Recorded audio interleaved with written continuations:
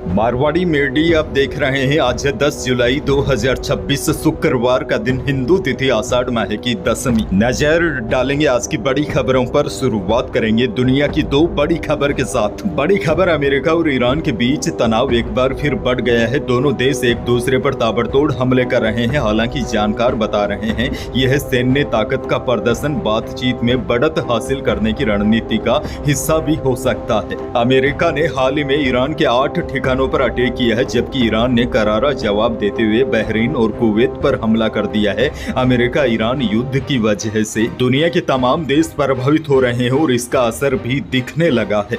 दरअसल दोनों ही देश बातचीत की मेज पर कमजोर नहीं दिखना चाहते, इसीलिए समय समय पर सैन्य कार्रवाई और एक दूसरे के खिलाफ सख्त बयान देकर अपने विरोधी पर दबाव बनाने की कोशिश कर रहे हैं।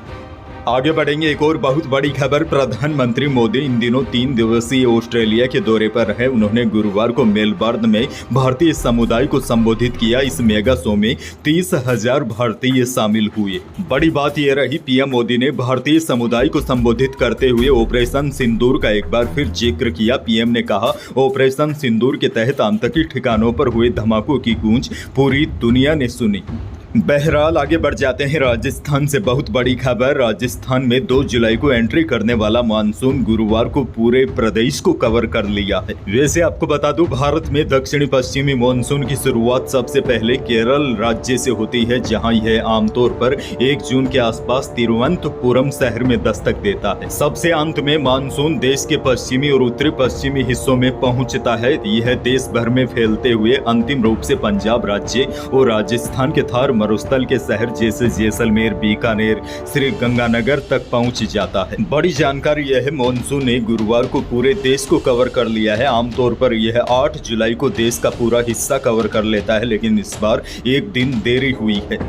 खैर आगे बढ़ेंगे, राजस्थान से एक और बहुत बड़ी खबर। करौली जिले के पांचना बांध में पानी को लेकर चल रहे आंदोलन की वजह से इंटरनेट सेवाएं बंद कर दी गई थी। रात 12 बजे से पूरे जिले में इंटरनेट सेवाएं बंद रही। इसके अलावा सवाई माधोपुर जिले की 3 तहसीलें गंगापुर सिटी, बामनवास और वजीरपुर में भी इंटरनेट सेवाएं बंद रखी गई। दरअसल पांचना बांध में नहरों में पानी छोड़ने के बाद भी कमांड एरिया में पानी नहीं पहुंचा था। इससे नाराज किसानों ने करौली सवाई माधोपुर जिले के कई गांवों में धरना प्रदर्शन शुरू कर दिया था और नेशनल हाईवे, स्टेट हाईवे के साथ अन्य प्रमुख रास्ते बंद कर दिए थे।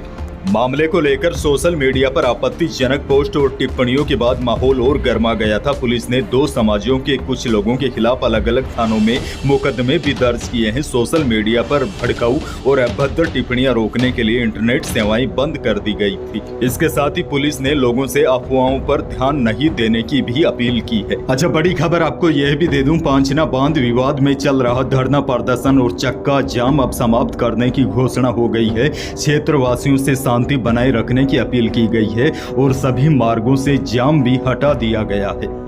डूंगरपुर से बहुत बड़ी खबर, रेलवे स्टेशन का नाम बदलने की मांग अब जिले की सीमाओं से निकलकर सोशल मीडिया तक पहुंच गई है। स्टेशन के नामकरण को लेकर 2 अलग अलग समाज आमने सामने है और यह विवाद अब ट्विटर पर ट्रेंड कर रहा है।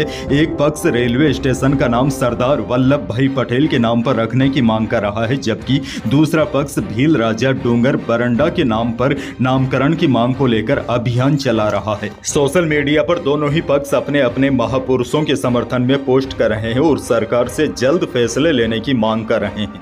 अच्छा, बड़ी खबर आपको यह भी दे दूं, गुजरात के प्रसिद्ध अंबाजी शक्तिपीठ जाने वाले राजस्थान के लाखों श्रद्धालुओं के लिए जल्द ही रेल यात्रा अधिक सुविधाजनक होने वाली है। उत्तर पश्चिमी रेलवे ने तारंग हिल अंबाजी आबू रोड नई रेल लाइन परियोजना के निर्माण कार्य में तेजी ला दी है। करीब 116 किलोमीटर लंबी इस नई रेल लाइन पर लगभग 2798 करोड़ रुपए की लागत से काम चल रहा है।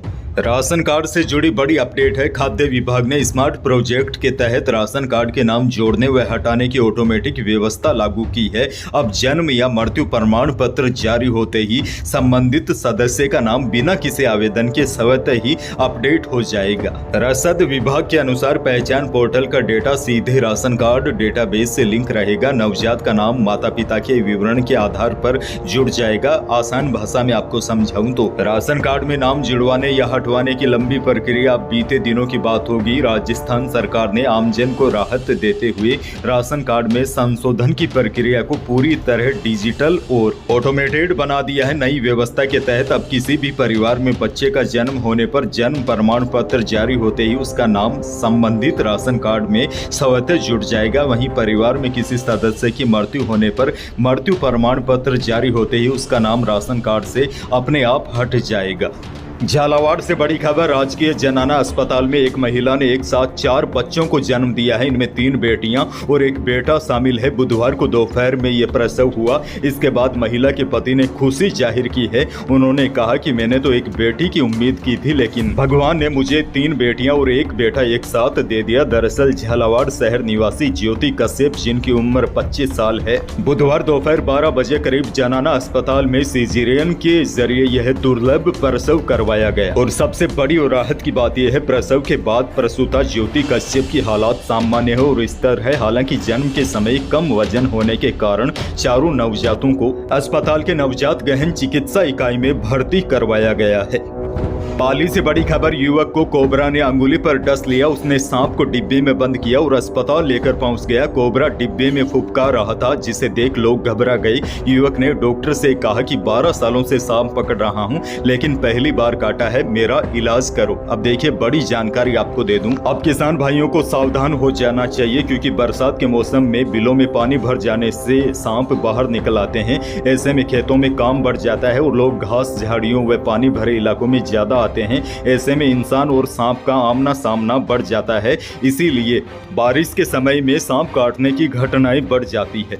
आजकल सांप घरों में भी घुस रहे हैं। घर के आसपास घास और कचरा साफ रखें और खेत में काम कर रहे हैं तो जूते और हाथों के दस्ताने उपयोग में जरूर लें। बाड़मेर से बड़ी खबर। ग्रामीणों ने वन्य जीव प्रेमियों की मुस्तैदी से हिरण का शिकार करने वाले 3 आरोपियों को रंगे हाथों पकड़ा है। आरोपियों के पास से शिकार में इस्तेमाल कटर, टॉर्च और एक बाइक भी बरामद की है। वन विभाग ने तीनों को डिटेन कर कार्रवाई शुरू कर दी है। मामला बालोतरा के गीड़ा थाना क्षेत्र के कोलू और कानोड़ा रोड का है। आगे बढ़ेंगे। बड़ी और काम की खबर। वायदा बाजार की नरमी के असर से जयपुर सराफा बाजार में दोनों ही कीमती धातुओं में गिरावट देखी गई। चांदी 3,500 रुपये कम होकर 2,31,000 रुपये प्रति किलो रही। वहीं 24 कैरेट यानी कि शुद्ध सोना भी 300 रुपये टूटकर 1,47,200 रुपये प्रति 10 ग्राम रहा और जेवराती सोना भी 300 रुपये फिसलकर 1,36,300 रुपये प्रति 10 ग्राम रहा। अनाज मंडियों के भाव की बात की जाए तो प्रदेश की प्रमुख अनाज मंडियों में इसबगोल का न्यूनतम भाव 11,000 से अधिकतम 14,000 रुपये रहा। वहीं जीरे का भाव रहा न्यूनतम 17,000 से अधिकतम 22,000 रुपये और गवार का भाव रहा न्यूनतम 5,000 से अधिकतम 5700 रुपये प्रति क्विंटल। मौसम को लेकर भी बहुत बड़ी खबर है। गुरुवार को मौसम ने पूरे प्रदेश को कवर कर लिया है। सबसे आखिर में मानसून बीकानेर और श्रीगंगानगर में पहुंचा है। इन जिलों में बारिश भी हुई। अजमेर के केकड़ी में भी गुरुवार को 1 घंटे तक भारी बारिश हुई। इससे सड़कों पर जल भराव हो गया। धौलपुर में बुधवार देर रात शुरू हुआ झमाझम बारिश का दौर कल भी जारी रहा। मनिया इलाके में बारिश के चलते मकान ढह गया और 6 लोग मलबे में दब गए। अजमेर के किशनगढ़ में भी कच्चा मकान ढहने से माता पिता और बच्चे मकान के नीचे दब गए। अच्छा, बड़ी खबर ये भी देखिए, महाराष्ट्र में जो भारी बारिश हो रही है उसका असर प्रदेश में भी दिखाई दे रहा है। रेलवे के अनुसार 6 ट्रेनें कैंसिल हो गई है। कई ट्रेनें लेट चल रही है। बुधवार को भरतपुर उदयपुर संभाग के भी कई हिस्सों में 3 इंच तक पानी बरसा। वहीं मौसम विभाग ने प्रदेश में 10 और 11 जुलाई तक तेज बारिश का दौर जारी रहने की चेतावनी दी है। अंत में आपको बहुत बड़ी और काम की खबर दे दूं। डेनमार्क की दवा कंपनी नोवो नोर्डिस्क ने बुधवार को भारत में इंसुलिन आइकोटिक लॉन्च की है। कंपनी का दावा है कि यह दुनिया की पहली सप्ताह में एक बार दी जाने वाली बेसल इंसुलिन है, जो टाइप 1 और टाइप 2 डायबिटीज के वयस्क मरीजों के लिए है। इसके आने से रोजाना लगने वाले 365 इंसुलिन इंजेक्शन घटकर